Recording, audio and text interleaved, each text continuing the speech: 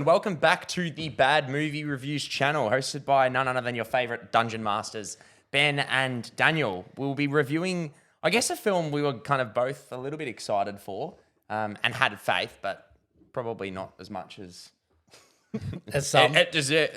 No, not as it deserved, but as expected. Yeah. But Dungeons and Dragons: Honor Among Thieves is the film we'll be reviewing this week, which is directed by...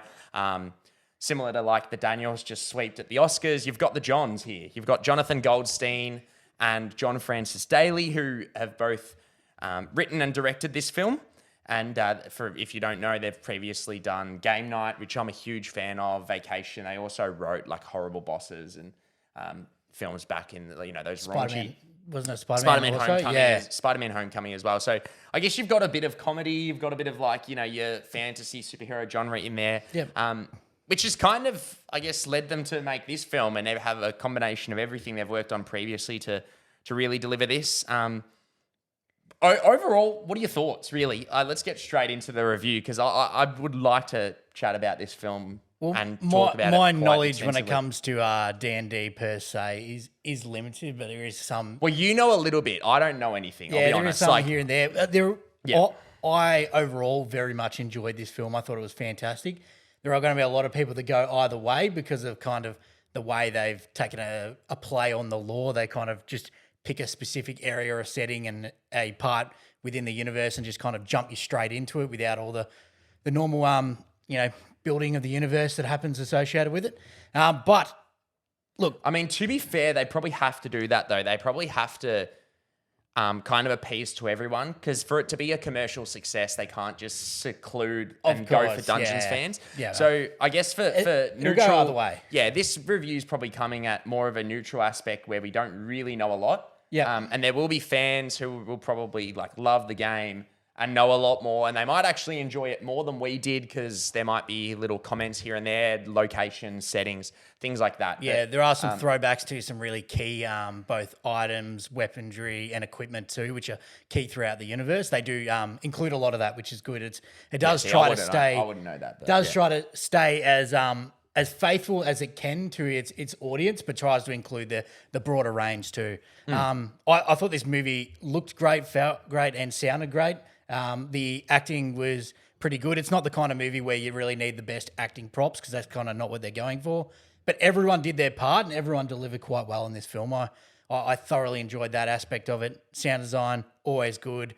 And I really like the world that they built. I know that the world's not fully built of theirs, but they had to, reimagine pretty much everyone's imagination into a film. And I felt like they gave it their best crack. That's for sure. It's a hard audience to appeal to appease.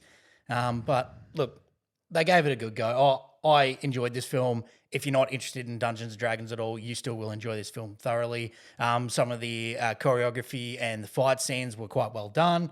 Look, it was a very enjoyable film. How did you find it overall? I guess kind of maybe knowing nothing. I thought this film was genuinely fantastic. I obviously love Game Night. So I knew... And if you've seen Game Night, I guess it's a comedy with Jason Bateman, Rachel McAdams, but they actually made that film very much almost like a board game. If you've actually watched it, there's certain camera angles, and I felt like they were the perfect pair to choose to direct this film. Yep. There's certain moments where it feels like it's taken straight almost from a board game, certain camera angles, shots, but in terms of overall the world building, which I guess is the biggest thing, I don't know how big the world is in Dungeons and Dragons. I presume it's huge. They've probably got expansions, which is kind of a really good thing for this film, because you can put yourself in locations, but then if you build up this core team like they have in this film, what you can do, if successful, you can really establish that and grow on it and make sequels on sequels and make this a franchise, which, to be honest, I would be all for. Yeah, 100%. I loved this cast. I've always flown the flag of Chris Pine. I think he's probably the best Chris. Like, you think Hemsworth, Evans, they always talk about Chris. Chris Pine, I think, is the best actor of them all. He doesn't necessarily do anything groundbreaking here in terms of his previous work, but he's a lovable actor, does everything he needs to do. Michelle Rodriguez, who we normally know for, I think, Letty in Fast and Furious. I've never necessarily thought she's the most fantastic actress, but she's good here. She's not like amazing by any means, but like they've picked the perfect person for that role. Like the actual character, she's perfect for it. Barbarian for anyone that's familiar. Yeah, Holga, I think her name is. But Justice Smith as the mage was really good, as well as Sophia Lillis as Doric, and Hugh Grant was also great. I'm all for this Hugh Grant renaissance where he's been in Paddington, these funny Jason, like the Guy Ritchie films, like What was the one we watched recently? Operation Fortune. That wasn't great, but he was good in it. He was good in that, yeah. Regé Jean Page Yep. was also really good in it. Like the main cast is really, really good. But I think where this film really flourishes is its world building and its script. Like it's genuinely a funny movie. It is like good, I actually laughed quite heavily. But in terms of like the world building in a fantasy world, it really made you believe that this is all real. And I think that's partly to do with all the tech departments. Like you can really tell that they use prosthetic for a lot of the stuff because it didn't look fake. Like none of it looked like it was on a green screen. So they used the mix of prosthetics and visual effects to sort of elevate everything in the film already. So overall, like I would genuinely recommend this to anyone. Like not necessarily just Dungeons fans, but if you like fantasy movies, you're probably going to love this. If you like comedies, you'll probably love it. If you like just action adventure, like I can really see everyone taking something out of this and enjoying it. And I thought it was written so well, and I would be extremely happy if this does well, which to be fair, we saw it in a packed cinema. Like it's an advanced screening that they've done. It's a public holiday here in Melbourne. They've done an advanced screening. I think it comes out in like a week and a half. So you can tell the studio is very confident in the product. Yeah. It was good. It was very good, but we were in a packed cinema. I hope it does that. I hope it continues like that. And I know it's already getting rave reviews by all means. So hopefully it really succeeds and manages to find a spot. It is a bit tricky because it's kind of releasing similar time as like Shazam and other films. So I think Shazam probably won't do well though, but yeah, that's in my opinion. They've already spoiled a massive cameo in TV spots that I've seen on Twitter. So great, love they aren't happy. Well, DC obviously aren't happy with the ticket sales, but hopefully this does well because I would be all for I would genuinely be all for a franchise.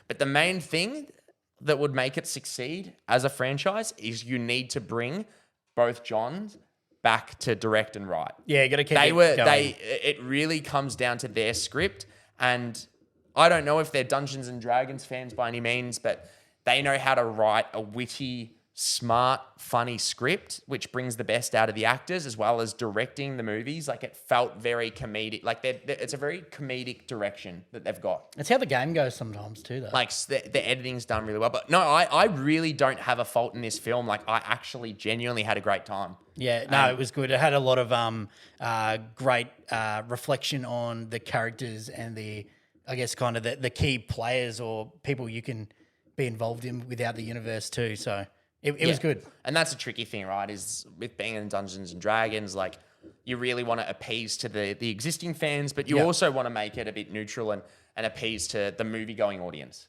And I think they've done that perfectly here. So I can't fault this. Genuinely one of the most enjoyable theatre experiences I've had in quite some time. Like, I've obviously loved certain films, but just I had a great time. Yeah. I laughed. I found it enjoyable. I'll buy this on 4K when it comes out, and I'll probably rewatch it. I had a great time, and I thoroughly recommend everyone to go see it. Yeah, 100%. It was delicious. Worth a watch. Yeah, delicious. Interesting right now. Other than that, comment below. Let us know what you thought of the film. If you have seen it, subscribe, catch our next reviews, and we'll catch you next time. Sounds great. See you guys.